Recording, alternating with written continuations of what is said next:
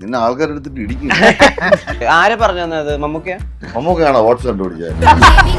എന്നെ വെച്ച് കഥകളൊന്നുമല്ല, എന്നെ പറ്റി പറഞ്ഞിട്ടുണ്ടത് കറക്റ്റ് ആയിരുന്നു. മുട്ടയുടെ വെള്ളം കഴിക്കണം, മഞ്ഞ ഒഴിവാക്കണം, ചുമ്മാ എല്ലാം കഴിക്കണം. പിന്നെ മഞ്ഞ പിന്നെ Old patient is better than a new doctor. Okay Implies പഴയ രോഗികൾ പിന്നെ ഇപ്പോഴത്തെ ഡോക്ടർമാരെക്കാൾ ഭേദമാണ്. നമ്മളിപ്പോ ഒരു സ്ഥലത്ത് ചെന്നപ്പോ ഒരു 1000 പേരുണ്ടെങ്കിൽ പുള്ളി പറയും 10,000 പേരുണ്ടായിരുന്നു. അങ്ങനെ പറയുള്ളൂ. ഇത് ഇച്ചിരി എളിമ കൂടിയപ്പോഴത്തേക്ക് അതിനെ ട്രോളി പക്ഷെ ശകലം കുറച്ചാ നല്ലത്. ഞാൻ പറയാതിരിക്കുക പുള്ളി ജഗദീഷന്റെ ഒരു സൈഡ് എന്തായിട്ടാ? സ്വന്തം കാര്യം നോക്കാൻ പെടുക്കല. സ്വന്തം കാര്യം നായകനെ അങ്ങനെയൊക്കെയുള്ള സംസാരമൊക്കെ ഉണ്ടോ അവിടെ? പിന്നെ നാട്ടിലങ്ങനെ പല കാര്യങ്ങളും ബൈചേട്ടനെ പറ്റി പറയുന്നുണ്ട്. നാട്ടുകാർ പലതും പറയുന്നു. അന്ന് എനിക്കൊരു 800 മാരുതി ഉണ്ടായിരുന്നു. വീട് തീർക്കാൻ പൈസ എല്ലാം ഞാൻ വണ്ടി വിറ്റു. ഇയാളെങ്ങനെയാണോ ഇത് പറഞ്ഞത്? രാത്രി 2 മണിക്ക് ഇടിച്ചപ്പോ അവിടെ ആരുമില്ല. ഈ വണ്ടി അവിടെ പിന്നെ എടുത്ത് മാറ്റിയപ്പോ ഒരു മനുഷ്യനില്ല. ഇയാളത് എങ്ങനെ അറിഞ്ഞത്? ഞാൻ ആര് പറഞ്ഞ എന്നെ ഉപദേശിക്കായിരുന്നു. നെടുമുടി വേണിച്ചേട്ടൻ സിനിമയിൽ എങ്ങനെയാണ് നിൽക്കേണ്ടത്, സിനിമയിലുള്ള മറ്റ് കാര്യങ്ങൾ എങ്ങനെയാണ്. മനസ്സിൽ ഇഷ്ടമില്ലാത്ത ഒരാളിനോട് എനിക്ക് ഭയങ്കരമായിട്ട് സ്നേഹം നടിച്ച് എനിക്ക് പെരുമാറാൻ അറിയില്ല. അത് ഞാൻ സ്വീകരിക്കില്ല. ഞാൻ എന്താണോ അതുപോലെ ഞാൻ ജീവിക്കുള്ളൂ. தமிழ்லாக்கும்போ உன் பசங்களெல்லாம் ஒழுங்கா இருக்கு சொல்லு. அப்புறம் நாளைக்கு வந்து என்கிட்ட துப்பாக்கி லைசன்ஸ் இருக்கா, கத்திக்கு ரெசிப்ட் இருக்கான்லாம் கேட்க வேணாம், போட்டு போயினே இருப்பேன்.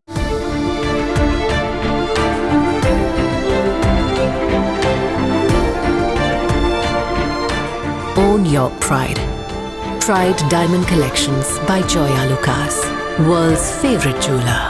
സിനിമയിലെ നായകൻ അതിപ്പോൾ എത്ര ശക്തനായാലും അയാൾക്കൊരു വീഴ്ച ഉണ്ടാവുന്ന, ഒരു നിസ്സഹായാവസ്ഥ ഉണ്ടാവുന്ന, ഒരു ഇമോഷണൽ ആർക്ക് ഉണ്ടാക്കുന്നതിൽ പ്രധാനിയാണ് പത്മകുമാർ എന്ന സംവിധായകൻ. അദ്ദേഹത്തിൻ്റെ പുതിയ സിനിമ ഉയരനും അങ്ങനെ ഒരു ക്യാരക്ടർ ആർക്കുണ്ട്. സിനിമയുടെ പ്രിവ്യൂ ഷോ കഴിഞ്ഞപ്പോൾ ഗംഭീര അഭിപ്രായങ്ങളാണ് കിട്ടിക്കൊണ്ടിരിക്കുന്നത്. സിനിമയിലെ മറ്റ് പ്രധാന താരങ്ങളായ ബൈചേട്ടൻ, ശ്രുതി, വിനോദ് സാഗർ എന്നിവർ കൂടിയാണ് ഈ ഒരു അഭിമുഖത്തിൽ ചേരുന്നത് മൂവി വേൾഡ് മീഡിയയോടൊപ്പം. നമസ്കാരം. നമസ്കാരം. അങ്ങനെ ഒരു പോറിംഗ് റിവ്യൂസ് വരുന്നു. ആളുകൾക്ക് പണ്ടത്തെ വർഗം കണ്ട പോലെ, അല്ലെങ്കിൽ ഷിക്കാർ കണ്ട പോലെ, ജോസഫ് കണ്ട പോലെയൊക്കെ ആ കഥാപാത്രത്തിന് ഒരു നിസ്സഹായാവസ്ഥയും കൂടി ഉണ്ട്. അതിനെ അയാളുടെ ഒരു പേഴ്സണൽ ഓവർകം കൂടിയായിട്ടാണ് മനസ്സിലാക്കുന്നത്. അങ്ങനെ കൂടി ആളുകൾ സംസാരിക്കുന്നുണ്ട്. അതൊരു സന്തോഷവാനാണോ? തീർച്ചയായിട്ടും. നമ്മൾ ഒരു സിനിമ നമ്മൾ തുടങ്ങുമ്പോൾ, ഒരു കഥ കേട്ട് നമ്മൾ സിനിമയാക്കാൻ തീരുമാനിച്ച് സിനിമ തുടങ്ങുമ്പോൾ നമ്മുടെ മനസ്സിൽ ഏത് തരം ഓഡിയൻസിലേക്ക് ഇത് എത്തണം, ഏത് രീതിയിൽ എത്തണം നമ്മുടെ മനസ്സിലൊരു ചിന്തയുണ്ടാവും. അതിനനുസരിച്ചിട്ടാണ് നമ്മൾ അതിനെ ഫോം ചെയ്യുന്നത്. അതിൻ്റെ സ്ക്രിപ്റ്റ് ആയാലും സിനിമയായാലും ആ കൃത്യമായ രീതിയിൽ നമ്മൾ ഉദ്ദേശിച്ച ലെവലിൽ അത് എത്തിച്ചേരുന്നു എന്നറിയുമ്പോൾ ഉണ്ടാകുന്ന ഒരു സന്തോഷമുണ്ടല്ലോ, അത് തീർച്ചയായിട്ടും. ബൈചേട്ടാ, ഈ നായകനൊപ്പം നിൽക്കുന്ന, അല്ലെങ്കിൽ നായകന് പലപ്പോഴും ഇങ്ങനെ ബൈചേട്ടൻ കയറി സ്കോർ ചെയ്തു, നായകന് മോളിപ്പോയി, അങ്ങനത്തെ ഉള്ള കമന്റുകളൊക്കെയാണല്ലോ പലപ്പോഴും കേൾക്കുന്നത്. നായകനൊപ്പം കയറി നിന്നു, അല്ലെങ്കിൽ നായകനെ സ്കോർ ചെയ്തു, നായകനെ അങ്ങനെയൊക്കെയുള്ള സംസാരമൊക്കെ ഉണ്ടോ അവിടെ? പിന്നെ നാട്ടിലങ്ങനെ പല കാര്യങ്ങളും ബൈചേട്ടനെ പറ്റി പറയുന്നുണ്ട്. പലതും പറയുന്നു നല്ല രീതിയിൽ അപ്രീഷിയേറ്റ് ചെയ്യാൻ വേണ്ടിയിട്ട്. അപ്പം ഇതെപ്പോഴെങ്കിലും ഇങ്ങനെ ചെയ്യാൻ വേണ്ടിയിട്ട്, അതായത് നമ്മളെ വിളിക്കുന്നത് ഒരു സീനൊന്ന് അപ്ലിഫ്റ്റ് ചെയ്യാൻ വേണ്ടിയിട്ടാണ്, അല്ലെങ്കിൽ സിനിമയ്ക്ക് ഒരു പ്രശ്നം വരുമ്പോൾ, ഇപ്പം ഉദാഹരണത്തിന് പറയുകയാണെങ്കിൽ RDXല് മൊത്തത്തില് നായകന്മാരൊക്കെ അങ്ങോട്ട് വിഷമത്തിലിരിക്കുമ്പോൾ സമയത്താണ് ചേട്ടൻ വന്നിട്ട് നൈസായിട്ട് തോക്കെടുത്തിട്ട് എന്നെങ്ങിയെ പൊട്ടിച്ച് കളയെന്ന് പറയുന്നു. അവിടെ മൊത്തം സിനിമ അങ്ങോട്ട് ഗ്രാഫ് പൊങ്ങായിരുന്നു. അതുപോലെ അങ്ങനെയാണ് എന്നെ വിളിക്കുന്നത്, എന്റെ ഏരിയ ഇരിക്കുന്നത് ഇങ്ങനത്തെ ഒരു സംഭവത്തിലാണ്. അങ്ങനെ ഒരു ധാരണയുണ്ടോ? ഈ പറ്റുന്ന കഥാപാത്രങ്ങൾക്ക് വിളിക്കുക എന്ന് പറയുന്ന ഒരു സംഭവം ഉണ്ട്. ഓരോരുത്തർക്ക് ഓരോ ഇമേജ് ഉണ്ടല്ലോ. ഇന്ന ആള് ആ റോള് ചെയ്താൽ നല്ലതായിരിക്കും എന്ന് കരുതുന്ന ഒരുപാട് ഡയറക്ടേഴ്സ് ഉണ്ട്, അല്ലെങ്കിൽ റൈറ്റേഴ്സ് ഉണ്ട്. അപ്പൊ അങ്ങനെ ഒരു ഗണത്തിൽ എന്നെ പെടുത്തിയിട്ടുണ്ട് ശരിക്കും പറഞ്ഞാൽ. ഈ ഇന്ന റോളാണല്ലേ, അപ്പൊ അത് ഇന്ന ആള് ചെയ്താൽ കറക്റ്റ് ആയിരിക്കും എന്ന് പറയുന്ന കുറച്ച് റോളുകളുണ്ട്. അതായത് ഇപ്പൊ എന്താണ് പറയേണ്ട, ഒരു നായകന്റെ കൂടെ നിന്ന് നായകന് വേണ്ടി നായകൻ സപ്പോർട്ട് ചെയ്തൊരു ഒരു ക്രൈം ചെയ്യുക, അങ്ങനെയൊക്കെയുള്ള ചില റോളിലൊക്കെ എന്നെ പ്രിഫർ ചെയ്യാറുണ്ട്. അങ്ങനെ തോന്നിയിട്ടില്ലേ? പ്രധാനപ്പെട്ട ഒരു ഏരിയ മിസ്സാക്കി.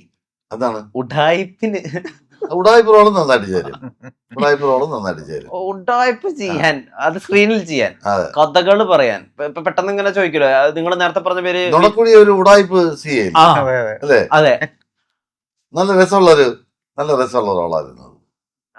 പണ്ടത്തെ പോലെ ഒരു കുടുംബത്തെ മൊത്തമൊക്കെ പറ്റിച്ച് വേറെ പേരിലും വേറെ ആളിലും, അതായത് ആൾമാറാട്ടം ചുമട്ട തൊഴിലാളിയാണ്, പക്ഷെ കോട്ട് സൂട്ടിട്ടാണ് നിൽക്കുന്നത്.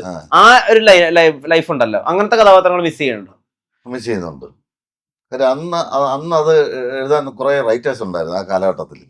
ഇപ്പൊ അങ്ങനത്തെ സിനിമകൾ എഴുതാൻ, ആ ജോണറുള്ള സിനിമകൾ എഴുതാനുള്ള ആൾക്കാരില്ല. അതാണ് ഈ ഒരു പ്രേംചാട്ടന്റെ ലൈനിലെ ഒരു പടങ്ങളുണ്ട്, കൺഫ്യൂഷൻ കോമഡി. കൺഫ്യൂഷൻ കോമഡി, അതൊന്നും എഴുതാൻ ആളില്ല ഇപ്പൊ. അതാണ് ശ്രുതി, നമ്മുടെ ശ്രുതി ഇൻസ്റ്റാഗ്രാമിലൊക്കെ കാണുമ്പോൾ ഭയങ്കര സൊഫിസ്റ്റിക്കേറ്റഡ് ആയിട്ടുള്ള വളരെ ഫാഷനിസ്റ്റ് ആയിട്ടുള്ള ഒരാളൊക്കെ ആയിട്ടാണ് കാണുന്നത് വെസ്റ്റേൺ ഔട്ട്ഫിറ്റ്സിലൊക്കെ. പക്ഷെ ശ്രുതിക്ക് വളരെ ഈസി ആയിട്ട് ഇപ്പോൾ ഈ ഉയർന്ന വേഷം ചെയ്യാൻ പറ്റും. അല്ലെങ്കിൽ ഷൈനുമായിട്ട് ചെയ്തിട്ടുള്ള ആദ്യ സിനിമ, ആ സിനിമയും അതിലത്തെ വേഷമായാലും ശരി ഒക്കെ നാടനായിട്ടുള്ള റോളിലേക്ക് ട്രാൻസിഷൻ ആവാൻ പറ്റും. ഇതിനൊരു മെന്റൽ പ്രോസസ് ഉണ്ട്. അതായത് ഞാൻ ചെയ്യാൻ പോകുന്നത് ഇങ്ങനത്തെ ഒരാളാണ്, അപ്പോൾ അയാൾ ഇങ്ങനെയായിരിക്കും അയാളുടെ ബോഡി ലാംഗ്വേജ്, ഇങ്ങനത്തെ വസ്ത്രങ്ങളായിരിക്കും അവർ ധരിക്കുക, അല്ലെങ്കിൽ അവരിങ്ങനെയായിരിക്കും ഡീൽ ചെയ്യുക, അങ്ങനെ ഒരു ഇന്റേണൽ പ്രോസസ് ഉണ്ടോ മനസ്സിൽ? തീർച്ചയായിട്ടും അത് എങ്ങനത്തെ ക്യാരക്ടർ ആയാലും അത് തീർച്ചയായിട്ടും ഒരു ഇന്റേണൽ പ്രോസസ് ഉണ്ട്. പക്ഷേ ശോഭയുടെ ക്യാരക്ടർ എനിക്ക് അത്ര ഞാനൊന്നും ബുദ്ധിമുട്ടില്ല. കാരണം അത്രയും ബ്യൂട്ടിഫുൾ ആയിട്ട് എഴുതിയിരിക്കുന്നത് വളരെ നന്നായിട്ടൊരു നല്ല ബൗണ്ടറി എനിക്ക് തന്നിട്ടുണ്ട്. പപ്പേട്ടൻ തന്നു, പിന്നെ നമ്മുടെ റൈറ്റേഴ്സ് തന്നു. അപ്പോൾ it was not that difficult. അവർ പറഞ്ഞു ഇങ്ങനെയാണ് റെഫറൻസ്. അതിൻ്റെ ശേഷമുള്ള ആക്ടേഴ്സ് പ്രോസസ്സ് അതെന്താണെന്ന് വെച്ചാൽ എല്ലാവരും ഒരു ഇൻഡിവിജ്വൽ ആയ ഒരു പ്രോസസ്സ് ഉണ്ട്. പക്ഷേ ഈ ക്യാരക്ടറിൽ ബുദ്ധിമുട്ടുണ്ടായിരുന്നു എന്ന് ചോദിക്കുകയാണെങ്കിൽ ഇറ്റ്സ് ഏത് ക്യാരക്ടർ കൈകാര്യം ചെയ്യുമ്പോഴും അതിൻ്റെതായ ഒരു പ്രോസസ്സ് ഉണ്ട്. ആ ഡിഫിക്കൽട്ടി ഉണ്ടായിരുന്നുള്ളൂ. പക്ഷെ ബിസൈഡ്സ് ദാറ്റ് ഞാൻ പറഞ്ഞ പോലെ it was very beautifully written. വളരെ കോംപ്ലെക്സ് ആയ ക്യാരക്ടറാണ്. അതെല്ലാം എനിക്ക് എഴുതി തന്നതാ. ബുദ്ധിമുട്ടിയത് റൈറ്റേഴ്സും ഡയറക്ടറാണ്. വിനോദ്, ഞാൻ പണ്ടൊരു അഭിമുഖത്തിൽ വായിച്ചിട്ടുണ്ട്, അത് തെറ്റാണെങ്കിൽ എന്നോട് ക്ഷമിക്കണം. അതായത് വിനോദ് ഈ ഓഡീഷൻസിലൊക്കെ പോകുമല്ലോ വേഷങ്ങൾക്ക് വേണ്ടിയിട്ട്.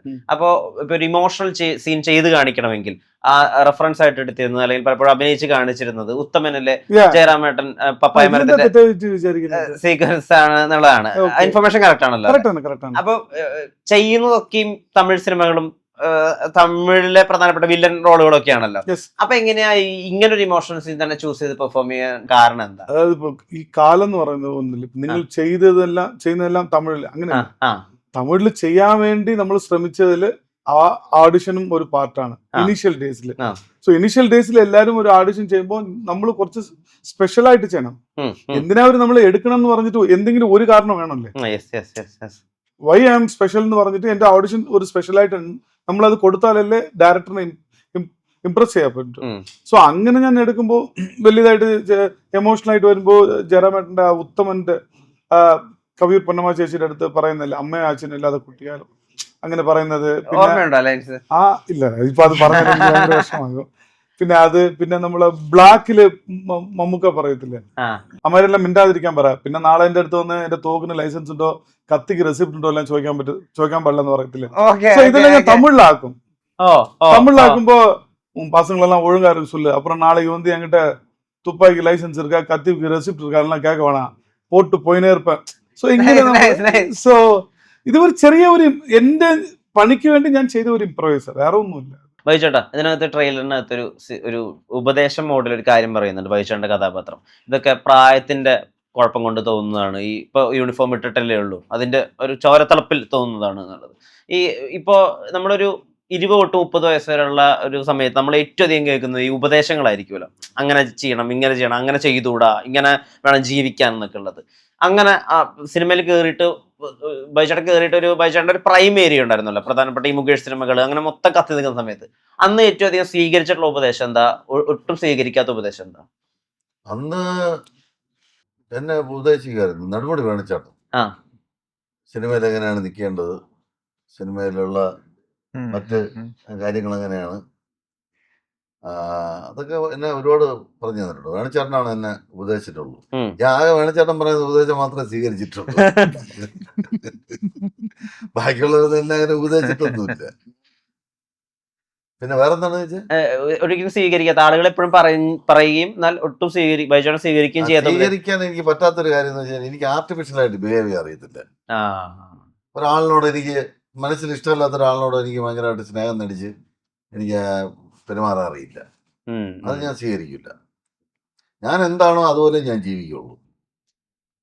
അല്ലാതെ ഞാൻ എന്നെ മാറ്റി ഞാൻ വേറൊരാളാക്കി അത് കുറച്ചുകൂടെ ഒക്കെ എന്നെ ബെറ്ററായി അതിൻ്റെ ഒന്നും ആവശ്യമില്ല. നമ്മൾ മറ്റുള്ളവർ ഉപദ്രവം ചെയ്യാതിരുന്നാൽ മതി. അവരെ കൂടുതൽ അല്ലെങ്കിൽ നമ്മൾ അവർക്ക് ഒരു ദ്രോഹം ചെയ്യുക അല്ലെങ്കിൽ ഉപദ്രവം ചെയ്യുക അത് ചെയ്യാതിരുന്നാൽ മതി. നമ്മൾ നമ്മളായിട്ട് ജീവിക്കുക. അത്ര എനിക്ക് പറയാനുള്ളൂ. ബൈചേട്ടാ, ഈ ബൈചേട്ടനെ വെച്ചുകൊണ്ടുള്ള ഈ കഥകൾ ഉണ്ടാക്കുമല്ലോ കൂട്ടുകാർ, അത് എല്ലാ സമയത്തും നമുക്ക് ബൈചേട്ടൻ ആ ഒരു സ്പേസിൽ ഇമാജിൻ ചെയ്യുമ്പോൾ കറക്റ്റ് എന്നെ വെച്ച് കഥകളൊന്നുമല്ല, എന്നെ പറ്റി പറഞ്ഞിട്ടുണ്ടെങ്കിൽ കറക്റ്റ് ആയിരിക്കും. കൂട്ടുകാരങ്ങനെ കഥകളൊന്നും ഉണ്ടാക്കില്ല. എന്തിനാ കഥ ഉണ്ടാക്കും? അല്ലാതെ തന്നെ റിയൽ കാര്യങ്ങൾ ഒരുപാട് അല്ല കിടക്കില്ല. അതല്ല പിന്നെ കഥ എന്തിനുമില്ല. അല്ല ഇപ്പഴേ അപ്പഹാജ് എന്നോട് ഒരു കാര്യം പറഞ്ഞു. അപ്പഹാജിന്റെ വണ്ടി ഇദ്ദേഹം ഓടിച്ചോണ്ട് പോകുന്നത് 92 ഓടിച്ചോണ്ട് പോവായിരുന്നു. അപ്പൊ അപ്പഹാജോട് അന്ന് അവ വീട്ടിലില്ല അപ്പഹാജ. അപ്പൊ അപ്പഹാജ സ്ഥലത്തില്ലാത്തപ്പോ അമണിയമ്പിള രാജു വിളിച്ചിട്ട് പറഞ്ഞു, അപ്പഹാജ അതിന്റെ വണ്ടി ചെറുതായിട്ടൊന്ന് ഇടിച്ചിട്ട് മറ്റേ വർക്ക്ഷോപ്പിൽ കേട്ടിട്ടുണ്ടെന്ന് അറിയുന്നു, അല്ലെ വർക്ക്ഷോപ്പിൽ കൊണ്ടുപോകാൻ വേണ്ടി നിൽക്കുന്നത് ഞാൻ കണ്ടു കേട്ടോ ഒരു സ്ഥലത്ത് നിന്ന് പറഞ്ഞു. അപ്പൊ അപ്പഹാജ ബൈച്ചേട്ടനെ വിളിച്ചു. ബൈച്ചേട്ടനെ വണ്ടി ഓടിക്കുന്നത് വിളിച്ചു ചോദിച്ചു, എന്താ വണ്ടിക്ക് എന്താ പറ്റിയത്? വണ്ടി ചെറുതായിട്ടൊന്ന് തട്ടിയെന്ന്. എന്നിട്ട് ശരിക്കും അപ്പാജ വന്ന് നോക്കുമ്പോ വണ്ടി നിൽക്കുന്നത് 2ാം നിലയിലാണ്.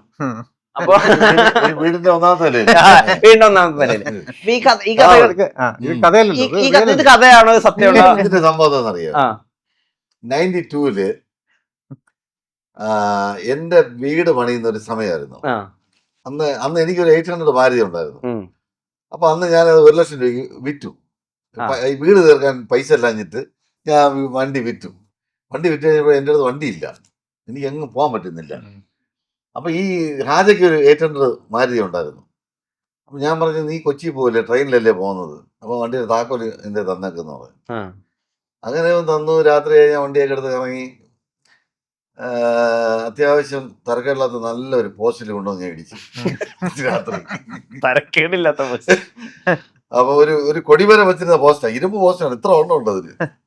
ചവിട്ടിട്ട് നിന്നില്ല, അതിൽ കൊണ്ടുവന്ന് ഇടിച്ചു കഴിഞ്ഞിട്ട് ഞാൻ അപ്പം തന്നെ രാത്രി തന്നെ ആളിനെ വിളിച്ച് ഇതിനെ ഒരു വർക്ക്ഷോപ്പിലോട്ട് മാറ്റി. അതിന്റെ ഫ്രണ്ടൊക്കെ പോയി. ഈ 1ാമത്തെ നില ഇരുന്നൊക്കെ പറയുന്നത് ചുമ്മാ കാണാം, എക്സൈറായിട്ട് അതൊക്കെ പറഞ്ഞു. അപ്പൊ അതിന്റെ മുമ്പിൽ ഒരു നേഴ്സറി ഉണ്ടായിരുന്നു. ഈ ഇടിച്ചതിന്റെ നേരെ ഇവിടെ ചെടിയൊക്കെ വിൽക്കുന്ന ഒരു നേഴ്സറി. ഈ രാഴ്ചയായിട്ട് എന്ത് ചോദിച്ചാൽ രാവിലെ ചെടി വാങ്ങിക്കാൻ ഞങ്ങളുടെ അവിടെ പോയി. ഈ സംഭവം നടക്കുന്നത് രാത്രി 2 മണിക്ക്. രാവിലെ പോയപ്പോ അവിടെ ചെടി എടുത്തു കൊടുക്കാൻ നിൽക്കുന്ന പറഞ്ഞു, ഇന്നലെ ഇന്ന ആള് വന്ന് ഇവിടെ വണ്ടി ഇടിച്ചു രാത്രി അതൊക്കെ പറഞ്ഞ് ഇവനാ പറഞ്ഞു കൊടുത്തത്. അപ്പൊ ഞാൻ വീട്ടിൽ എന്നെ ഒരു 10 മണിയായപ്പോ രാജേട്ടൻ വിളിക്കാണ്, ഇന്നലെ വണ്ടി ആക്സിഡന്റ് ഇടാൻ പറ്റിയ. ഞാൻ മനസ്സിലായി, ഇയാളെങ്ങനെയാണോ ഇത് പറഞ്ഞത്? രാത്രി 2 മണിക്ക് ഇടിച്ചപ്പോ അവിടെ ആരുമില്ല. ഈ വണ്ടി അവിടെ പിന്നെ എടുത്ത് മാറ്റിയപ്പോ ഒരു മനുഷ്യനില്ല. ഇയാളത് എങ്ങനെ അറിഞ്ഞത്? ഞാൻ ആര് പറഞ്ഞ ആരെങ്കിലും പറയട്ടോ, ഇടിക്കാ വണ്ടി ഇടിക്കാ. ഞാൻ പറഞ്ഞു തട്ടി, ഞാൻ ആരോടും പറയരുത്, ആരോടും പറയാം. അപ്പൊ എന്നോട് പറയല്ലേ, ഞാൻ 1 മാസത്തേക്ക് വേണേ പറയാതിരിക്കാന്ന്. എനിക്ക് അതുവരെ പിടിച്ചിരിക്കാൻ പറ്റുള്ളൂ. അങ്ങനെയാണ് ആദ്യം ഈ സംഭവം അറിഞ്ഞത്. ഇദ്ദേഹത്തിന്റെ ഈ കഥ പറച്ചിലുകാരനുണ്ടല്ലോ, അപ്പൊ ഇദ്ദേഹത്തിനുണ്ട് ആ സൈഡ് ബ്യൂട്ടിഫുൾ ആയിട്ട്, അല്ലെങ്കിൽ രമേഷ് പിഷാരടിക്കുണ്ട് ആ സൈഡ് നന്നായിട്ട്, മുകേഷ് ചേട്ടനുണ്ട്, മനോജ് കെ ജയൻ സാറിനുണ്ട് ഈ സൈഡ്, ജയറാം ചേട്ടനുണ്ട് ഈ പറയുന്നത് പെരുപ്പിച്ച് പറയുന്ന ഒരു ഏരിയ. അത് എപ്പോഴെങ്കിലും അങ്ങനെ സിനിമയിൽ വർക്ക്ഔട്ട് ആവാൻ, അങ്ങനത്തെ കഥാപാത്രങ്ങൾക്ക് എപ്പോഴെങ്കിലും കാസ്റ്റ് ചെയ്യണം അങ്ങനെ ആഗ്രഹിച്ചിട്ടുണ്ടോ? ഇല്ല, ഞാൻ ചെയ്ത സിനിമകളിൽ ആ ഒരു പാറ്റേൺ സിനിമകളല്ല. അങ്ങനെ അത്ര ഒരു ക്യാരക്ടേഴ്സ് ഞാൻ കാണാറുണ്ട്, ഞാൻ എൻജോയ് ചെയ്യാറുണ്ട് തീർച്ചയായിട്ടും. നമ്മള് ജീവിതത്തിൽ ഇവരെ കാണാറുണ്ട്, ഇവര് സംസാരിക്കുന്നത് കേൾക്കാറുണ്ട്, ഇതൊക്കെ അനുഭവിക്കാറുണ്ട്. പക്ഷെ സിനിമയിൽ, എന്റെ സിനിമയിൽ എനിക്ക് ഇതുവരെ അത്തരം ക്യാരക്ടേഴ്സിനെ ഉൾക്കൊള്ളിക്കാനുള്ള ഒരു ചാൻസ് ഉണ്ടായിട്ടില്ല. ഞാൻ അത്തരം സിനിമകൾ ഇതുവരെ ചെയ്തിട്ടില്ല. സോഫ്റ്റ് സ്വഭാവമുള്ള സിനിമകളും ചെയ്തിട്ടില്ല. അങ്ങനെ എപ്പോഴെങ്കിലും ഉണ്ടാവുക പരിഗണിക്കണം തീർച്ചയായിട്ടും. വൈചേട്ടൻ കണ്ടിട്ടുള്ള അങ്ങനെ ഈ പറഞ്ഞു പെരുപ്പിക്കാൻ പറ്റുന്നതിൽ ഏറ്റവും നല്ല കഥ പറച്ചിലാരായിരിക്കും? ഇപ്പൊ മനോജ് കെ ജയൻ, ജയറാം, മുകേഷ്, ജഗദീഷ്, ഇതിലാരായിരിക്കും? ജയറാം മിടുക്കനാണ്, മുകേഷ് മിടുക്കനാണ്, ജഗദീഷ് മിടുക്കനാണ്, മണിയമ്പിള രാജു മിടുക്കനാണ്. അവരവരെ ഏരിയയിൽ അവരൊക്കെ നല്ല മിടുക്കന്മാരാണ്, ആരും മാറ്റി നിർത്താൻ പറ്റില്ല. ഈ ജയറാമേട്ടൻ്റെ ഒരു ഏരിയ ആയിട്ട് എന്താ ഫീൽ ചെയ്തായിരുന്നു? അതെ, പെരുപ്പിക്കുന്നതിന്റെ ഏരിയ ആയിട്ട് ജയറാമേട്ടൻ പണ്ടേ അങ്ങനെ അങ്ങനെയുള്ള നേച്ചർ അങ്ങനെയാണ്. പണ്ട് ഇപ്പം നമ്മളിപ്പോ ഒരു സ്ഥലത്ത് നിന്ന് ഒരു 1000 പേരുണ്ടെങ്കിൽ പുള്ളി പറയും 10,000 പേരുണ്ടായിരുന്നു. അങ്ങനെ പറയുള്ളൂ, എല്ലാം ഇച്ചിരി പൊലിപ്പിച്ചേ പറയുള്ളൂ. അത് പുള്ളിയുടെ ഒരു രീതിയാണ്. അത് നേരിട്ട് കേൾക്കാൻ നല്ല രസമാണ് കേട്ടോ, പറച്ചിൽ അവതരണം കേൾക്കാൻ നല്ല രസമാണ്. പിന്നെ ഈയിടെയായിട്ട് പുള്ളി ഇച്ചിരി കളിയാക്കുന്നുണ്ട് ആൾക്കാർ. അത് കാണുമ്പോൾ വിഷമം എളിമ ഓടിപ്പോയത് വിഷമം തോന്നുന്നുണ്ടോ? ചേട്ടാ എളിമ കാണിച്ചാലും കുഴപ്പമാണ്. ഇപ്പൊ മറ്റേത് പറയും ഇവന് എളിമ എന്റെ ആകാരിയാണെന്ന്. ഇത് ഇച്ചിരി എളിമ കൂടിയപ്പോഴത്തേക്ക് അതിനെ ഇപ്പോളി കൊല്ലാണ്. പക്ഷെ ശകലം കുറച്ചാ നല്ലായിരിക്കും. ഞാൻ പറയാതിരിക്കാം പുള്ളി. മലയാളിക്ക് ഇത്രയും വേണ്ട, മലയാളിക്ക് ഇത്രയും എളിമ കൊടുക്കരുത്. തമിഴിലൊക്കെ ജഗദീഷന്റെ ഒരു സൈഡ് എന്തായിട്ടാ ഫീൽ ചെയ്തേക്കുന്നത്? സ്വന്തം കാര്യം നോക്കാൻ എടുക്കല, സ്വന്തം കാര്യം. അനുഭവം ഉണ്ടോ അങ്ങനെ? അനുഭവം ഉണ്ടോ? അതേ ഉള്ളൂ. എന്നുവെച്ചാ അതായത് സ്വന്തം കാര്യം ഇൻ ദ സെൻസ് അവനവന്റെ കാര്യം അവനവൻ തന്നെയാണ് നോക്കേണ്ടത്. പക്ഷെ കൂടുതൽ നോക്കും. ഇപ്പൊ എന്നെ ഞാൻ നന്നായിട്ട് നോക്കുന്നു പറഞ്ഞ അങ്ങനെ ഇരിക്കും. അതുപോലെയാണ് ജഗദീഷ് ഏട്ടൻ. മനോജ് കേശവന്റെ ഏരിയ എന്താ കഥ പറച്ചില്ല? മനോജിന്റെ കഥ പറച്ചിലെന്ന് പറയുന്നത് അവൻ പബ്ലിക്കായിട്ട് അങ്ങനെ ഒരു ഇന്റർവ്യൂലൊന്നും വന്നിരുന്ന അങ്ങനെ കഥയൊന്നും പറയുന്ന ആളല്ല. അല്ലെ പിന്നെ അവന് പറ്റുന്ന എന്നോട് പറഞ്ഞിട്ടുണ്ട് ചിലമ്പലിക്കാരന്റെ കഥയൊക്കെ പറഞ്ഞു. അത് ഞാനുമായിട്ടിരിക്കാൻ പറയും. അവൻ അങ്ങനെ സിങ്ക് ആയിട്ടുള്ള ആളുകൾ വേണം. ഇപ്പൊ ഞാനും അവനോട് നല്ല സിങ്കാണ്. അങ്ങനെയുള്ള ആളെ കിട്ടിക്കഴിഞ്ഞാൽ അവൻ കഥ പറയാൻ എടുക്കണം. അല്ലാതെ ഒരു കഥ പറയാൻ വേണ്ടി മനോജ് പറയില്ല. അപ്പൊ മുകേഷ് ഏട്ടന്റെ ഏരിയ ആയിട്ട് എന്താ ഫീൽ ചെയ്തിട്ടുള്ളത്? നമ്മള് ആ നടന്ന സംഭവം പിക്ചറൈസ് ചെയ്യും. മുകേഷ് ഏട്ടനാണ് പറയുന്നതെങ്കിൽ കഥ പറയും. നമ്മൾ അതിലോട്ടങ്ങ് ചെല്ലും. ഇങ്ങനെ ഒരു സംഭവം നടന്നതായിട്ട് നമ്മളങ്ങ് വിശ്വസിക്കും. ആ രീതിയിൽ അവതരിപ്പിക്കും. ഇപ്പൊ ഉള്ള ഒരുപാട് കഥ പറച്ചിലുകാരുണ്ട് മലയാള സിനിമയിൽ. ഇപ്പൊ ഉദാഹരണത്തിന് ഇപ്പൊ ബേസിൽ നന്നായിട്ട് കഥ പറയുന്നുണ്ട്, ധ്യാൻ ചേട്ടൻ നന്നായിട്ട് കഥ പറയുന്നുണ്ട്, നസ്രിനും അത്യാവശ്യം കുഴപ്പമില്ലാണ്ട് കഥ പറയുന്നുണ്ട്. ഞാൻ വലുതായിട്ട് കേട്ടിട്ടില്ല. ഇപ്പൊ ഈ 3 പേരിലെ വിന്റേജ് ബൈച്ചേട്ട ഒരു സ്വഭാവം ഉണ്ട് തോന്നിയിട്ടുള്ള കഥ പറച്ചിലുകാരനാരാ? ധ്യാനായിരിക്കും. ധ്യാനിൽ പണ്ടത്തെ ബൈച്ചേട്ടന്റെ ഫ്ലേവർ കൂടെ ഉണ്ട്. എന്റെ ഫ്ലേവർ ഒന്നുമല്ല, അവന്റെ ഫ്ലേവർ ഭയങ്കരമാണ്. ഞാനൊക്കെ ഒരു അംശമേ ഉള്ളതിന്റെ. മലയാളത്തിൽ നിന്ന് ഓഫറുകൾ വരുന്ന സമയത്ത് ഇപ്പൊ നായാട്ട് ചെയ്യുന്നു, അല്ലെങ്കിൽ ഉയിര് ചെയ്യുന്നു. അപ്പൊ തമിഴിൽ ഞാൻ ചെയ്തതല്ലാതെ എന്തെങ്കിലും വേണം, അതായത് ഗുണ്ടയാവരുത്, വില്ലനാവരുത്, കഥയിൽ കോൺട്രിബ്യൂട്ട് ചെയ്യുന്ന എന്തെങ്കിലുമൊക്കെ ആവണം, അങ്ങനെ ഒരു നിർബന്ധം ഉണ്ടാവാറുണ്ടോ? അങ്ങനെ ചോദിക്കൂ. പക്ഷെ വേറെ വഴിയില്ലാതെ ലാസ്റ്റ് ഫൈനലി അങ്ങനെ ഇവിടെ ചെയ്തതിൽ എനിക്ക് സൗദി വെള്ളക്കായാലും ഞാൻ ചെയ്തത് മജിസ്ട്രേറ്റ് റോൾ ചെയ്തിട്ടുണ്ടായിരുന്നു. അത് ഇഷ്ടപ്പെട്ടു. ടോട്ടലി ഡിഫറെന്റ് ആണ്.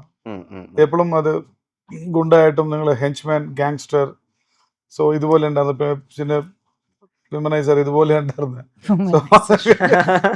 സോ ഇതില് സൗദി വെള്ളക്കായാലും അങ്ങനെ ഇല്ല, ഒരു മജിസ്ട്രേറ്റ് ആയിട്ടാണ് ഉണ്ടായിരുന്നത്. ഇപ്പോഴും ഒരു കഥയ്ക്ക് വേണ്ടിയിട്ടൊക്കെ വിളിക്കുന്ന സമയത്ത് സ്ക്രിപ്റ്റ് കിട്ടുന്ന ഒരു അവസ്ഥയുണ്ടോ, അല്ലെങ്കിൽ പ്രോപ്പർ ഡിസ്ക്രിപ്ഷൻ കിട്ടാറുണ്ടോ? അതോ ജസ്റ്റ് കുടുംബത്തെ അല്ലെങ്കിൽ നായകന്റെ കുടുംബത്തെയോ ഒരു ദോഷം ചെയ്യുന്ന ഒരു വില്ലൻ അങ്ങനെ മാത്രമേ പറയാറുള്ളൂ, അല്ലെങ്കിൽ മൊത്തം സ്ക്രിപ്റ്റ് കിട്ടുന്ന ഒരു അവസ്ഥയൊക്കെ എത്തിയിട്ടുണ്ടോ? ഉണ്ട്. പക്ഷെ എനിക്ക് ഐ ഡോണ്ട് ഹാവ് പേഷ്യൻസ്. അടുത്ത് ഒരു 5 to 10 minutes അല്ലെങ്കിൽ ഒരു 15 minutes ഒരു 1 line മാത്രം പറഞ്ഞിട്ട് സോ ആഫ്റ്റർ ദാറ്റ് ഞാൻ എന്താണെന്ന് വെച്ചാൽ നമ്മളൊന്നും ലീഡല്ല, we part of the movie. They are ready to give. Actually അവർ കൊടുക്കാൻ തയ്യാറുണ്ട്. പക്ഷെ അത് നമ്മുടെ ഒരു പോർഷൻ മാത്രത്തിന് വേണ്ടി ഒരു ഫുൾ കഥയും പഠിച്ചിട്ട് അത് വേണ്ട. എനിക്ക് അത് അത്രയ്ക്ക് എനിക്ക് ശ്രുതി, ഇപ്പൊ സ്വയം നോക്കുന്ന ഒരു രീതി ഉണ്ടല്ലോ, സെൽഫ് കെയർ എന്ന് പറയുന്ന ഒരു ഏരിയ ഉണ്ടല്ലോ. അതിപ്പോ നമ്മളിപ്പോ വോഡാഫോൺ കോംപ്ലിഷേഴ്സ് കണ്ടപ്പോ ശ്രുതി എങ്ങനെയാണ് ഇരിക്കുന്നത് അതുപോലൊക്കെ തന്നെ ഏറെക്കുറെ ഇപ്പോഴും ഇരിക്കുന്നത്. ഞാൻ പറയുന്നത് സാധാരണ ആളുകൾ ഈ മുടി ഡൈ ചെയ്തിട്ടൊക്കെ യങ്ങാവുന്ന അവസ്ഥയുണ്ട്, അതല്ല ഞാൻ പറയുന്നത്. ശ്രുതി ശരിക്കും ബോഡി വൈസും പണ്ടത്തെ പോലെ എങ്ങനെയാണ് ഇരിക്കുന്നത് അതുപോലെയൊക്കെ തന്നെ. അപ്പൊ ഇപ്പൊ ജോലൈന്റെ കാര്യമൊക്കെ ആണെങ്കിൽ അന്ന് ഇന്ന് ഏകദേശം ജോലൈനൊക്കെ ഉണ്ട്. അപ്പൊ ഇപ്പൊ കുറച്ചുകൂടി ഇൻസ്റ്റാഗ്രാമിലൊക്കെ ആളുകൾ ഈ ബോഡിയെ പറ്റിയിട്ടും വെൽനെസിനെ പറ്റിയിട്ടൊക്കെ വരാറുണ്ട്. അതായത് ബോഡി വെയിറ്റിനുള്ള അത്രയും ഗ്രാം പ്രോട്ടീൻ കഴിക്കുക, ഇപ്പോൾ നമ്മുടെ ബോഡി വെയിറ്റിനുള്ള വെള്ളം കുടിക്കുക, 1000 സ്റ്റെപ്പ് നടക്കുക, 10,000 സ്റ്റെപ്പ് നടക്കുക, 9 മണിക്കൂർ ഉറങ്ങുക, ഇങ്ങനത്തെ കാര്യങ്ങളൊക്കെ പറ്റി ആളുകൾ റീലുകളൊക്കെ ചെയ്യുന്നുണ്ടല്ലോ. ശരിക്കും ശ്രുതി എല്ലാ കാലവും ഇങ്ങനത്തെ എന്തെങ്കിലും ഒരു ഫിറ്റ്നസ് റൂട്ടീൻ കൊണ്ടാണോ ഇങ്ങനെ മെയിൻറ്റെയിൻ ചെയ്യുന്നത്? അതിന് അങ്ങനെ ഒരു ശ്രമം ഉണ്ടോ? അത് ചെറുപ്പത്തിൽ മുതൽ ഐ ബീൻ എ ഡാൻസർ.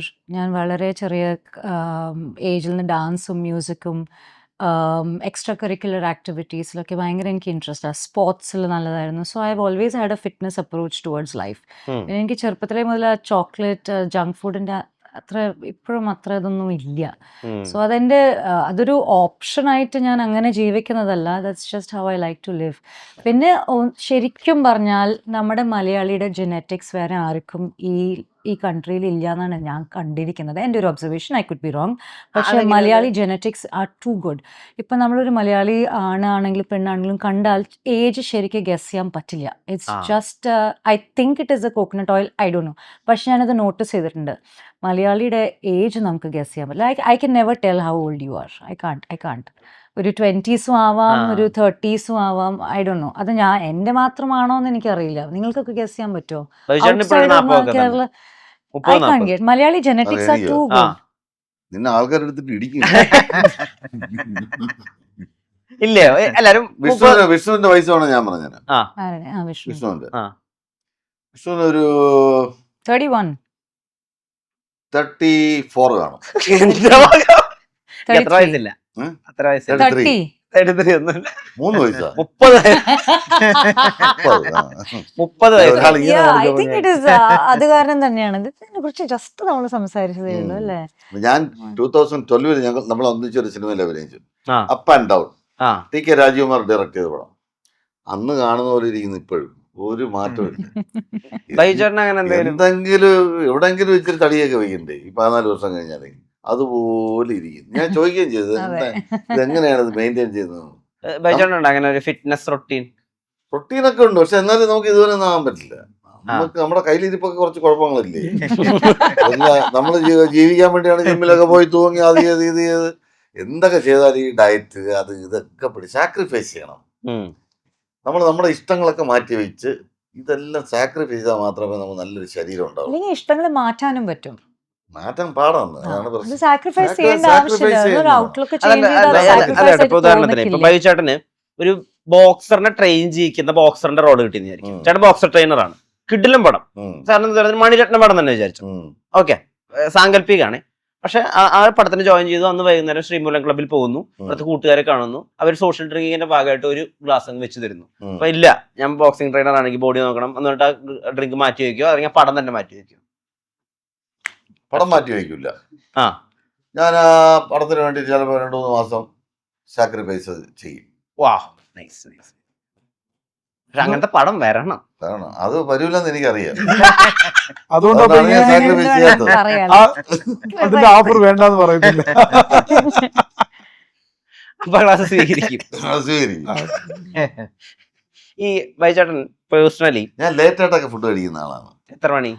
മണി എന്ത് പറയുന്നില്ല, ലേറ്റ് ആയിട്ട് കഴിക്കുന്ന. ഇരിക്കും അതൊരു 6:30 ഫുഡ്. എന്റെ ഫുഡ് 6:30, 7 o'clock. ചായ എന്ത് കുടിക്കും. വേണമെങ്കിലും കഴിച്ചോളൂ, എന്ത് വേണമെങ്കിലും ബർഗർ എന്ത് വേണമെങ്കിലും കഴിച്ചോളൂ. പക്ഷെ ഒരു 6:30 7 o'clock ഫുഡ് ഞാൻ ഈ ബർഗർ സാൻഡ്വിച്ച് ഇങ്ങനെയുള്ള സാധനങ്ങളേ കഴിക്കില്ല. പൊറോട്ട കഴിക്കാം? ഏയ്, ഞാൻ മധുരം കഴിക്കാറില്ല, ഒന്നുമില്ല. ശരിക്കും ഓട്സ് ഒക്കെ എടുത്തിട്ട് ലിഫ്റ്റിലൊക്കെ ഒരു ഇന്റർവ്യൂന്ന് മറ്റേ ഇന്റർവ്യൂലേക്ക് പോകുമ്പോൾ ഇടയ്ക്കിടയ്ക്ക് ഇങ്ങനെ ഓട്സ് കഴിക്കുന്ന ബ്രേക്ക്ഫാസ്റ്റിന് രാവിലെ ഇഡ്ഡലി ദോശ അങ്ങനെയുള്ള സാധനങ്ങൾ കഴിക്കാറില്ല. ഹെൽത്തി ആയിട്ട് കഴിക്കും. ഓട്സ് കഴിക്കുക, അത് പണ്ട് തൊട്ടേ അങ്ങനെ. Okay okay. ആരെ പറഞ്ഞു തന്നത്? മമ്മൂക്കയാ? മമ്മൂക്കാണോ ഓട്സ് കണ്ടുപിടിച്ചത്? അല്ല, ഉപദേശങ്ങൾ തരൂല, ഇത് കഴിക്കൂ ഇത് കഴിക്കണ്ടെന്നൊക്കെ. പണ്ട് തൊട്ടേ ഞാൻ ഓട്സ് കുടിക്കുന്ന. ഫിറ്റ്നസ് ഉപദേശങ്ങളൊക്കെ തയ്യാറുണ്ടോ ആളുകള് ഈ വേഷത്തിന്? വിനോദനെ കണ്ടാ തോന്നുന്നുണ്ടോ ആരെങ്കിലും ഇന്നുവരെ ഫിറ്റ്നസ് ഉപദേശം കൊടുത്തിട്ടുണ്ടെന്ന്? ഇനി അഥവാ കൊടുത്താൽ തന്നെ ചെയ്യുമെന്ന് തോന്നുന്നുണ്ട്. ഇങ്ങനെ പറഞ്ഞിട്ടുണ്ടോ 6 മണിക്ക് ശേഷം ഭക്ഷണം കഴിക്കരുത്, 4 ലിറ്റർ വെള്ളം കുടിക്കണം, 10,000 സ്റ്റെപ്പ് നടക്കണം? ഇതൊക്കെ ചുമ്മാ പറയുന്നത്. 10,000 സ്റ്റെപ്പ്, അങ്ങനെയൊന്നും അതൊന്നും 9,000 നടക്കാൻ പറ്റുള്ളൂ ഒരു മാസം. അല്ല ഹെൽത്തി ആവുന്നേ. ഇതൊക്കെ ചുമ്മാ അടിച്ചിറക്കുന്നില്ലേ? 10,000 സ്റ്റെപ്പ് എണ്ണി നടക്കാൻ പറ്റുമോ? 1 2 3 4 നടക്കാൻ പറ്റുമോ? എത്ര നടന്ന് ആർക്കറിയാം. ഞാനിപ്പോ കുറെ വാച്ചൊക്കെ ഉണ്ട്, പുതിയ പരിപാടി. അതിനു വേണ്ടി തന്നെ എണ്ണീറ്റ് ആരോ നടക്കാൻ പോകുന്ന 10,000 സ്റ്റെപ്പ് വാച്ച് ഉണ്ട്. അങ്ങനെ അങ്ങനെ വാച്ച് നടക്കുന്ന 10,000 അല്ല ഉദ്ദേശിച്ചത്, നമ്മൾ നടക്കുന്ന 10,000 പിന്നെ രാവിലെ എണീറ്റോളം 2 ലിറ്റർ വെള്ളം കുടിക്കണം, 1 ലിറ്റർ. ഇതൊന്നും ഒരു കാര്യം. ഇപ്പൊ ദാഹിക്കുമ്പോ 1 ഗ്ലാസ് വെള്ളം കുടിക്കുക, അത്ര ഞാൻ അതൊക്കെ ചെയ്യാറുള്ളൂ. ഇപ്പൊ രാവിലെ എണീറ്റ് വെള്ളം വേണ്ട എന്നാലും കുത്തി കയറ്റാൻ പറ്റുമോ ഒരു 2 ലിറ്റർ വെള്ളം? എനിക്ക് പറ്റില്ല. മുട്ടയുടെ വെള്ളം കഴിക്കണം, മഞ്ഞ ഒഴിവാക്കണം, ചുമ്മാ എല്ലാം കഴിക്കണം. പിന്നെ മഞ്ഞ പിന്നെ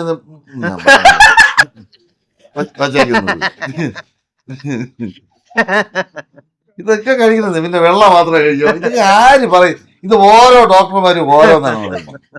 ഇത് ആര് പറയുന്നത് ശരി? ഇപ്പൊ ഞാൻ ഈ ഭാഗമേ കാണാറുണ്ട്. ഓരോരുത്തർ ഓരോന്ന് പറയുന്നു. ഒരാൾ പറയുന്നത് പാരസിറ്റമോൾ കഴിച്ചാൽ കിഡ്നി അടിച്ചു പോകുന്നു ഇപ്പൊ പറയുന്നു.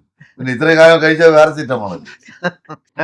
എന്തൊക്കെ ഓരോരുത്തർ ഓരോന്ന് പറയുന്നു. An old patient is better than a new doctor എന്ന് പറയില്ലേ? നമ്മുടെ ബോഡി നമ്മളോട് പറഞ്ഞു. അതെ, മലയാളത്തിൽ എന്താ ചൊല്ല് എനിക്കറിയാം, ഇംഗ്ലീഷിൽ ചൊല്ലാണ്. Old patient is better than a new doctor. പഴയ രോഗികൾ ഇപ്പോഴത്തെ ഡോക്ടർമാരെക്കാൾ ഭേദമാണ്. നമ്മുടെ ദേഹത്തിനെ കുറിച്ച് നമുക്ക് അറിയും, ദേഹം പറയും. It will give you A reply, indicate ചെയ്യും.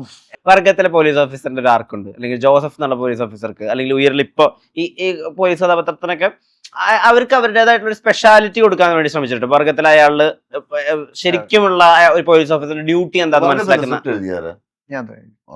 ഇപ്പൊ ജോസഫിന്റെ പോയിന്റില് പോലീസുകാരന്റെ ഡ്യൂട്ടി അവസാനിച്ചിട്ടില്ല, മരണം വരെയും ഒരു പോലീസ് ഓൺ ഡ്യൂട്ടിയിലാണെന്ന് പറയുന്ന ഒരു ഏരിയ ഉണ്ട്. ഉയർന്നകത്ത് ജസ്റ്റിസ് കിട്ടിയാലും അത് അവസാനിച്ചിട്ടില്ല, ജസ്റ്റിസ് കിട്ടിയാലും മനസമാധാനം കിട്ടാത്ത ഒരു പോലീസ് ഓഫീസറിന്റെ അവസ്ഥ. ഇത് എവിടെ നിന്ന് പോലീസുകാർക്ക് ഈ ട്രേറ്റ് കൊടുക്കാം, ഓരോ പോലീസുകാരും വ്യത്യസ്തമായിരിക്കണം, അങ്ങനെ ആ ചിന്ത വരുന്നത് എവിടുന്ന? സ്ക്രിപ്റ്റാണ് നമ്മൾ ഇതിലേക്ക് ഡ്രൈവ് ചെയ്യുന്നത് സത്യം പറഞ്ഞാൽ. അപ്പോൾ വർഗം ഞാൻ തന്നെ സ്ക്രിപ്റ്റ് എഴുതിയതുകൊണ്ട് ഞാൻ സാധാരണ സ്ഥിരം നമ്മൾ കാണുന്ന പോലീസ് ഓഫീസേഴ്സിൽ നിന്ന് വ്യത്യസ്തമായിട്ട് വേറൊരു തരം ആർക്കുള്ള ഒരു പോലീസ് ഓഫീസർ ഉണ്ടാക്കണം എന്ന് തീരുമാനിച്ചു. അങ്ങനെയാണ് നമ്മൾ വർഗത്തിലേക്ക് വരുന്നത്. വർഗത്തിലേക്ക് വരുമ്പോൾ നമ്മൾ അയാൾക്ക് സാധാരണ നമ്മൾ കാണുന്ന സ്ഥിരമായിട്ട് കാണുന്ന സിനിമകളിൽ നമ്മൾ പോലീസുകാർ ഒരുപാട് അങ്ങനെ അടുത്ത് പരിചയമൊന്നും എനിക്ക് അന്ന് ഉണ്ടായിരുന്നില്ല. ഇപ്പോഴുണ്ട്, അന്ന് ഉണ്ടായിരുന്നില്ല. അപ്പോൾ നമ്മൾ സ്ഥിരം അങ്ങനെ കാണുന്ന സിനിമയിൽ കാണുന്ന പോലീസ് ഓഫീസേഴ്സ് അല്ലാതെ എന്ത് പുതുതായിട്ട് കൊണ്ടുവരാൻ പറ്റുമെന്ന് ആലോചിച്ചിട്ട് അങ്ങനെ നമ്മൾ മോൾഡ് ചെയ്തെടുത്താണ് വർഗത്തിലെ സോളമന്റെ ക്യാരക്ടർ. ജോസഫിലെ ക്യാരക്ടർ എന്ന് പറഞ്ഞാൽ അത് ഷായുടെ സ്ക്രിപ്റ്റിലുണ്ട്, ആൾമോസ്റ്റ് ഷായുടെ സ്ക്രിപ്റ്റിലുണ്ട്. പിന്നെ ബാക്കിയുള്ളത് ജോജുവും ഞങ്ങൾ ഒന്നിച്ച് ഇരുന്നുണ്ടാക്കിയെടുത്തൊരു സാധനമാണ്. എങ്ങനെയായിരിക്കണം ആ ക്യാരക്ടർ മോൾഡ് ചെയ്ത്, ക്യാരക്ടറിന്റെ മൂവ്മെന്റ് എങ്ങനെയായിരിക്കണം, ബോഡി ലാംഗ്വേജ് എങ്ങനെയായിരിക്കണം, ഈ കാര്യങ്ങളെല്ലാം അങ്ങനെ ഒരു കൂട്ടായ്മ ഉണ്ടാക്കിയെടുത്താണ്. ഈ സിനിമയിലാണെങ്കിൽ പിന്നെ ഇതൊരു റിയൽ സംഭവമാണ്. റിയൽ സംഭവം എന്ന് വെച്ചാൽ നമ്മൾ കഥ മാത്രമേ എടുത്തിട്ടുള്ളൂ. പോലീസ് ഓഫീസറുടെ ബോഡി ലാംഗ്വേജോ അല്ലെങ്കിൽ പുള്ളിയുടെ ബിഹേവിംഗ് ഒന്നും നമ്മൾ യഥാർത്ഥ ഇതൊന്നും എടുത്തിട്ടില്ല. പക്ഷെ ഇത് ഈ പറഞ്ഞ പോലെ ഇതും നമ്മളെ സ്ക്രിപ്റ്റ് എഴുതുന്ന സമയത്തും അല്ലാത്തപ്പോഴൊക്കെ ഒരു കൂട്ടായ ചർച്ചകളിൽ നിന്നും പിന്നെ ഒരു ഓഫ് കോഴ്സ് ഒരു പരിധി വരെ റോഷന്റെ കോൺട്രിബ്യൂഷൻ അതിനകത്തുണ്ട്. അങ്ങനെയൊക്കെ ഉണ്ടാക്കിയെടുത്തൊരു സാധനം. ഈ ബൈജേട്ടൻ ഇപ്പോ വലിയ രൂപമാറ്റം ഒന്നും ഇല്ലാണ്ട് കുറെ ഡിഫറെന്റ് കൈൻഡ് ഓഫ് പോലീസ് ഓഫീസേഴ്സിനെ ചെയ്യുന്നുണ്ടല്ലോ. ഇപ്പൊ RDXലെ പോലീസ് ഓഫീസർ ഒരു രീതിയാണ്, മിന്നൽ മുരളിയിലെ വേറൊരു രീതിയാണ്, നുണക്കുഴി വേറൊരു രീതിയാണ്, ഉയർ കംപ്ലീറ്റ്ലി ഡിഫറെന്റ് ആണ്. ഇത് പോലീസുകാരായിട്ട് അടുത്തിടപഴകിയതിന്റെ ബലമാണോ അതോ സംവിധായകനായിട്ട് ഇരുന്ന് ഡിസ്കഷൻ ബേസ്ഡ് സംസാരിക്കുന്നതാണോ? ഒരുപാട് പോലീസുകാരെ പരിചയമുണ്ടല്ലോ. അല്ല, ഇയാളുടെ ഒരു സ്വഭാവം എന്താണെന്ന് മനസ്സിലാക്കണ്ടേ? ഈ കഥാപാത്രത്തിന്റെ ഒരു സ്വഭാവം മനസ്സിലാക്കണം. അപ്പൊ അതിനുള്ളിൽ നിന്ന് ചെയ്യാന്നുള്ളതാണ്. ഇപ്പൊ ഇതിനകത്ത് ഈ ജോയ് എന്ന് പറഞ്ഞ ആള് ഒരു ഒരു തമാശ പറയുകയോ ജോവിയിലായിട്ടുള്ള ഒരാളല്ല. അയാളുടെ ജോലി ചെയ്യുന്നു, കൃത്യമായി ജോലി ചെയ്യുന്ന ഒരാളാണ്. പിന്നെ ഇത്രയും നാളത്തെ കുറെ അനുഭവ പരിചയമുള്ള ഒരാളാണ്. അങ്ങനെയുള്ള ഒരു ക്യാരക്ടറാണ് ജോയ് എന്ന് പറയുന്നത്, അല്ലേ? അപ്പൊ അതിനുള്ളിൽ നിന്നുണ്ടാ ചെയ്യാന്നുള്ളത്. അതിന്റെ അല്ലാതെ വേറെ ചെയ്താൽ അത് ബോറായി പുള്ളി സീരിയസ് ആയിട്ട് ചെയ്യുന്ന ചില ചെറിയ കാര്യങ്ങളൊക്കെ ചിലപ്പോ ഭജനം ചെയ്യുന്നതുകൊണ്ട് നമുക്കത് ചിലപ്പോ ഹ്യൂമർ ആയിട്ടൊക്കെ ഫീൽ ചെയ്യുന്ന സിറ്റുവേഷൻ ഉണ്ട്. അപ്പൊ അത് കറക്റ്റ് ചെയ്യും. ഇല്ല കറണ്ട് ഇല്ല, അതിനകത്തുണ്ട്. ക്യാരക്ടർ പോവാതെ അത് ചെറിയ ചെറിയ ചില റിലീഫ് അതിനകത്തുണ്ട്.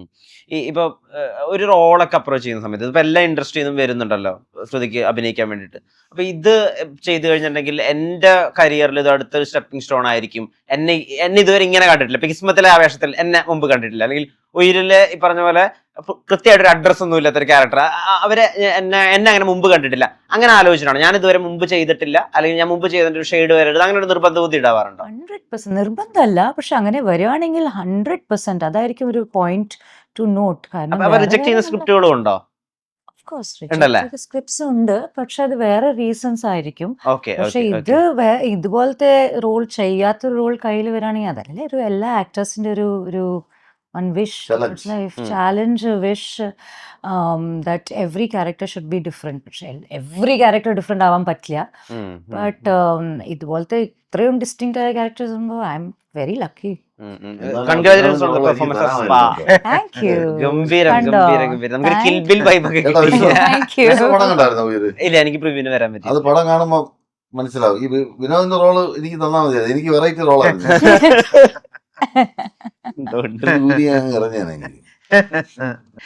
വിനോദ്, എന്താ ഇനി ഒരു നമുക്ക് പലപ്പോഴും റോള് ചൂസ് ചെയ്യാൻ പറ്റുന്ന ഒരു സ്പേസിൽ മൊത്തമായിട്ട് വിനോദ് എത്തിയിട്ടില്ലല്ലോ. വിനോദ് തേടി വരുന്നതാണല്ലോ.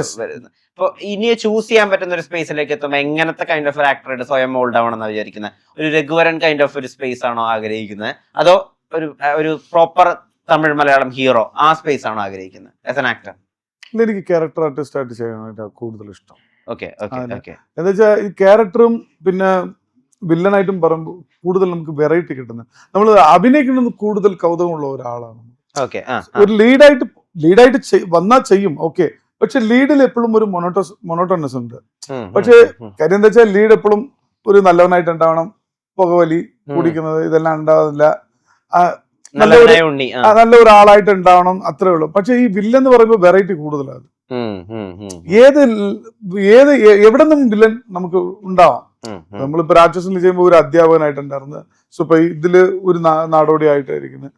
പിന്നെ മഹാരാജ ചെയ്യുമ്പോ പിന്നെ നിങ്ങൾ ഇന്ത്യൻ ടൂല് കാണുമ്പോ ഒരു കറപ്റ്റഡ് ഓഫീസർ ആയിട്ട്. സോ ഈ വില്ലൻ എന്ന് പറയുമ്പോ നമുക്ക് ഷെയ്ഡ്സ് ഉണ്ട്. സോ അഭിനയിക്കാനായിട്ട് കൂടുതൽ സ്പേസ് ഉള്ള ഒരു സ്ഥലമാണ് ഈ ക്യാരക്ടറും ഇതും. രഘുവരൻ ഒരു സ്റ്റൈലിഷ് വില്ലനായിരുന്നു. വലിയ വലിയ ഫിസിക്കൊന്നും ഇല്ല, പക്ഷെ നല്ല സ്റ്റൈലാണ് പുള്ളിയുടെ ബോഡിയും ആ ഹൈറ്റും ഒരു കോട്ടൊക്കെ ഇട്ട് വന്ന വ്യൂഹത്തിലൊക്കെ വ്യൂഹം, പിന്നെ ഭാഷ ഭാഷ ഭാഷ അത് ഇടയിൽ അത് ഒരു ഗോസിപ്പാണോ ഇല്ല, ഒരു ചെറിയ ഒരു ആർട്ട് ഇതിലോ ഒന്ന് ഞാൻ പഠിച്ചതാണ്. സോ ഭാഷ 2 ഒന്ന് ചെയ്യാന്ന് വിചാരിക്കുമ്പോ, അപ്പോ രജനി സാറിന്റെ അടുത്ത് അപ്രോച്ച് ചെയ്യുമ്പോ ഭാഷ 2 ചെയ്യാൻ രജനി ഉണ്ട്, പക്ഷെ രഘുവരൻ ഇല്ലല്ലേ, രഘുവരൻ ഇല്ലെങ്കിൽ ഭാഷ ഇല്ലെന്ന് പറഞ്ഞ് അങ്ങനെ അതുപോലെയാണ്.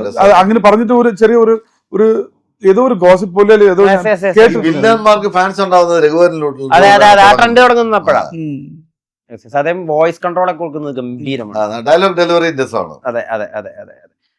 ബൈചേട്ടനോട് ഇവർക്ക് നമ്മുടെ ടീമിന്റെ ഭാഗമായിട്ട് അറിയാനുള്ള 2 ചോദ്യങ്ങളെ പറ്റി കൂടി ചോദിച്ച് ഞാനിത് അവസാനിപ്പിച്ചോളാം. ബൈചേട്ടനും ലാലേട്ടനും ഭയങ്കര അടുത്ത് ഇടപഴകുന്ന അല്ലെങ്കിൽ ഭയങ്കര ക്ലോസ് ആയിട്ടുള്ള ആളുകളാണെന്ന് അറിയാം. അപ്പൊ ലാലേട്ടൻ ഭയങ്കര സ്പിരിച്വൽ കാര്യങ്ങളെ പറ്റിയൊക്കെ ഒരുപാട് സംസാരിക്കുന്ന ഒരു ആളാണല്ലോ, ആത്മീയതയെ പറ്റിയൊക്കെ സംസാരിക്കുക, അല്ലെങ്കിൽ മനസമാധാനത്തോടുകൂടി എങ്ങനെ ഇരിക്കാം എന്നൊക്കെ സംസാരിക്കുന്ന ഒരാളാണല്ലോ. അങ്ങനെ ലാലേട്ടൻ ബൈചേട്ടനുമായിട്ട് സംസാരിച്ചിട്ട് വളരെ സ്പിരിച്വലായി അല്ലെങ്കിൽ ആത്മീയപരമായിട്ട് ബൈചേട്ടന് കിട്ടിയ ഒരു ഉപദേശമുണ്ടോ? എന്നോട് അങ്ങനെ സ്പിരിച്വലായിട്ട് സംസാരിച്ചിട്ടേ ഇല്ല. ഇല്ല ഇല്ല ഇല്ല, കാരണം എനിക്ക് അതില്ല എന്ന് മനസ്സിലാക്കിയതുകൊണ്ടായിരിക്കും സംസാരിച്ചിട്ട് കാര്യമില്ല. അപ്പൊ എന്നാ പിന്നെ ഞങ്ങളോട് പറയൂ, ഒരാൾക്ക് മനസമാധാനത്തോടുകൂടി ഇരിക്കാൻ വേണ്ടി അയാൾ എന്ത് മാനസികാവസ്ഥ ഉണ്ടാവണം അയാൾക്ക് എപ്പോഴും? ഒന്ന്, ആർക്ക് കടം കൊടുക്കാതിരിക്കുക, കടം കൊടുത്ത് ശത്രുക്കൾ ഉണ്ടാക്കാതിരിക്കുക. Good answer. തിരിച്ചടയ്ക്കാൻ പറ്റാത്ത loan എടുക്കാതിരിക്കുക. Okay.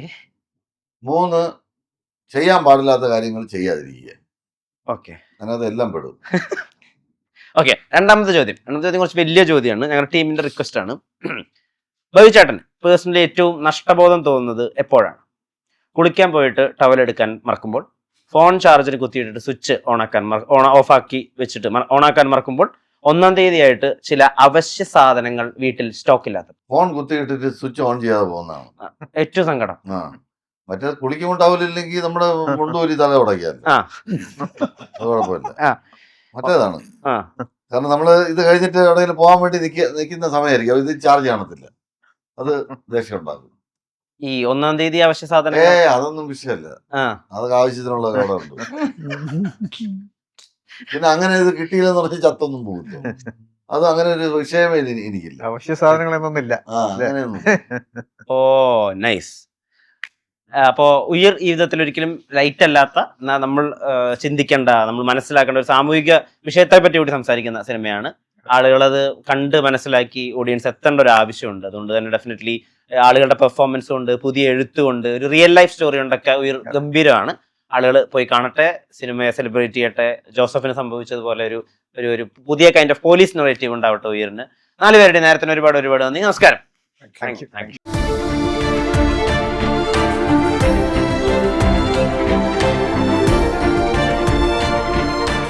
Own your pride.